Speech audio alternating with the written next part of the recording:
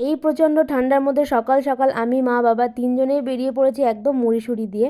স্টেশনে চলে এসেছি আর আমরা যাচ্ছি আজকে হচ্ছে বারাসাত। আমাদের ট্রেন কিন্তু ছেড়েও দিয়েছে। আজকে কিন্তু প্রচণ্ডই ঠান্ডা ছিল। মামার বাড়িতে এসে দিদা ছোটদিদা সবার সাথে দেখা করে কথা বললাম। আজকে মামার বাড়িতে যে কারণে আসা সেটা হচ্ছে আমার দাদুর আজকে 1 বছরের বছর ক্রিয়ার অনুষ্ঠান। দেখতে দেখতে একটা বছর হয়ে গেল, দাদু আমাদের মধ্যে আর নেই। আমরা আগে আগেই চলে এসেছিলাম। দিদিরা যেহেতু ট্রেন পায়নি, বাসে এসে ওদের আসতে একটু লেট হয়েছিল। কাজ কমপ্লিট হওয়ার পর আমরা সবাই মিলে বসলাম খেতে। আর খাবার পরিবেশনের দায়িত্বে ছিল ছোটো মাইমা, বৌদি ভাই আর দাদা।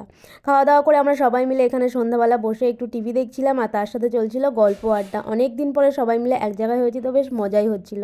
সন্ধ্যাবেলা বৌদি ভাই এনে দিল গরম গরম 1 কাপ আদা দেওয়া চা। এরপর সোনা যে ব্যায়ামগুলো শিখেছে সবাইকে একটু ব্যায়াম করে দেখাচ্ছিল। তারপর আমরা চললাম বাড়ির দিকে। এদিকে মামার তো খুবই মন খারাপ, ভাগ্নেরও খুব মন খারাপ, যেহেতু ভাগ্নে বাড়ি চলে আসছে।